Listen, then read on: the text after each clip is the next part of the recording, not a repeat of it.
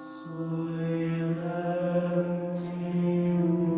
Divinum in pace fidem in cordibus nostris sus et eternitatis Sanctus Deus omnipotens.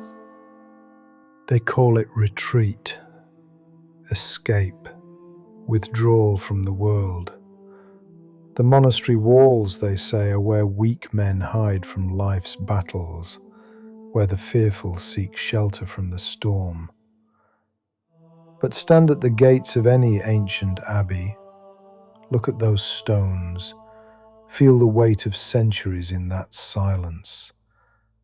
This was not built by men running from something. This was built by men running towards something, far more demanding than any worldly struggle. The cloister is not retreat. It never was. It is the forge where unshakable men are made. The world has always misunderstood the monastery.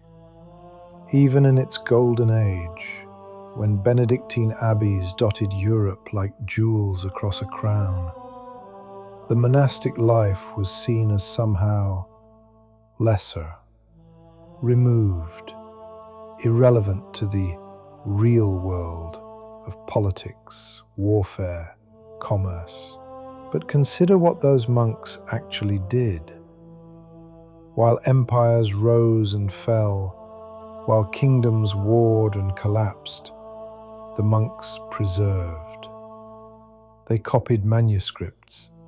They developed agricultural techniques. They kept learning alive through the darkest centuries Europe would ever know. When the Roman Empire fell and literacy nearly died with it, who kept the flame? Not the warriors, not the kings, the monks. In their retreat, in their escape from the real world, the Celtic monks, some of the most rigorous contemplatives who ever lived, they didn't hide on Skellig Michael to avoid the world. They climbed that brutal rock in the North Atlantic to forge something within that the world could never touch. They understood something we've forgotten. The world breaks men. The world depletes men. The world makes men reactive. The cloister makes men unshakable.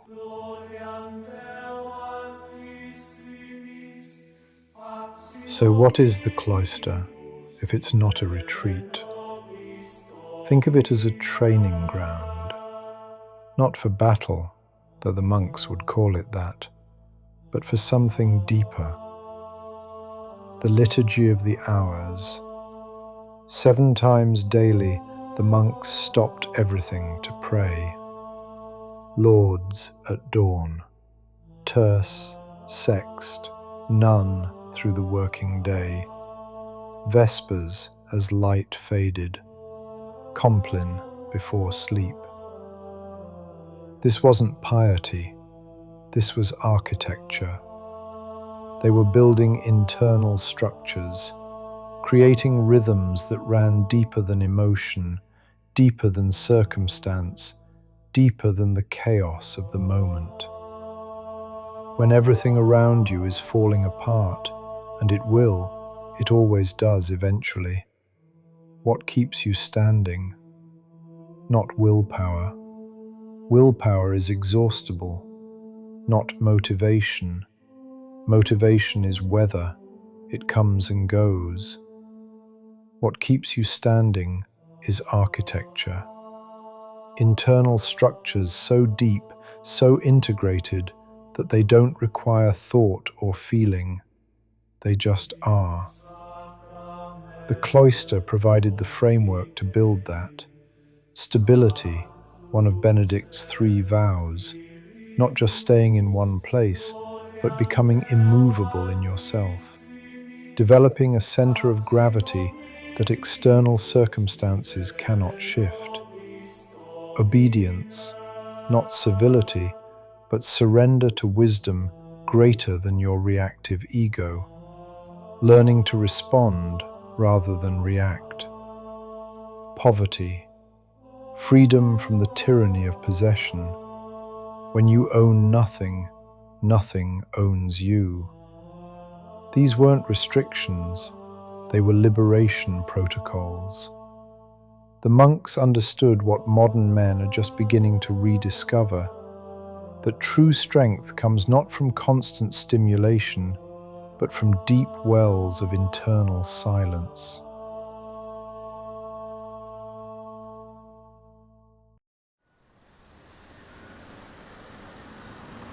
You're not going to become a monk, neither am I. But the principles, the architecture, that's accessible to anyone.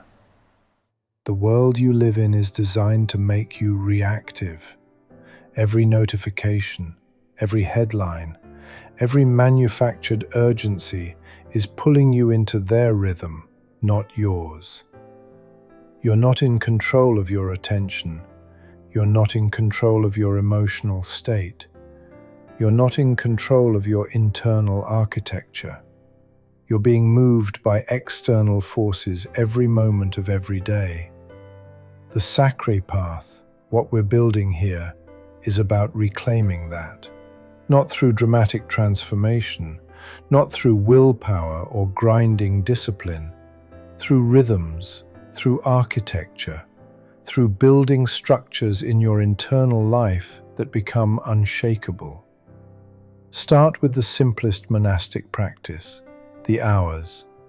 You don't need 7 times daily. Start with 2, morning and evening. Lauds and Vespers in monastic terms, but don't let the names intimidate you. Morning. Before the world makes its demands on you, you establish your rhythm. 5 minutes, a reading, a prayer, silence. That's your foundation for the day. Evening. Before sleep pulls you under, you close the day intentionally.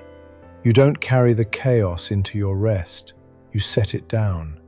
These 2 bookends, morning and evening, they create a container, a cloister in time if not in space. Inside that container, you start to notice something. You're less reactive, more grounded. The external chaos still swirls, but you're not swept up in it the same way. This is what the monks knew. This is what the cloister was built to protect and cultivate. Not retreat from the world, strength for the world. The 7 pillars of the Sacrae life. We'll explore these in depth as this series continues. They're built on this foundation. But it starts here, with the understanding that contemplation is not weakness, silence is not emptiness, the cloister is not retreat. When Antony of Egypt walked into the desert in the 3rd century, people thought he was running away. But what emerged from that desert 20 years later wasn't a broken man. It was someone so grounded, so unshakable, that emperors sought his counsel. When Benedict established his rule in the 6th century, creating the framework that would shape Western monasticism for 1,000 years, he wasn't creating an escape hatch, he was creating an intensification, a life more demanding, more rigorous, more transformative than anything the secular world required.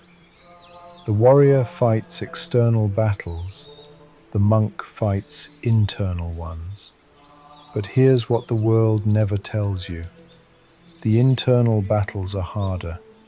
They require more courage. They demand more strength.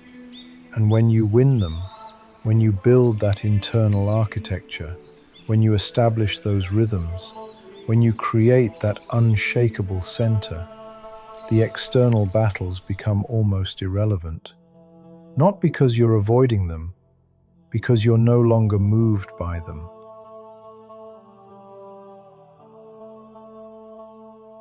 This is the beginning of the Sacrae path. Not dramatic, not loud, not performative. Just the patient, relentless work of building something within that the world cannot touch. Next week, we'll explore the long peace, the contemplative endurance that outlasts every storm. But for now, consider this. What would it mean to build a cloister in your daily life? Not walls of stone, but rhythms of time. Not physical retreat, but internal architecture, internal fortitude. The monastery is not a place you go. It's a structure you build within. This is the way of Vox Sacrae.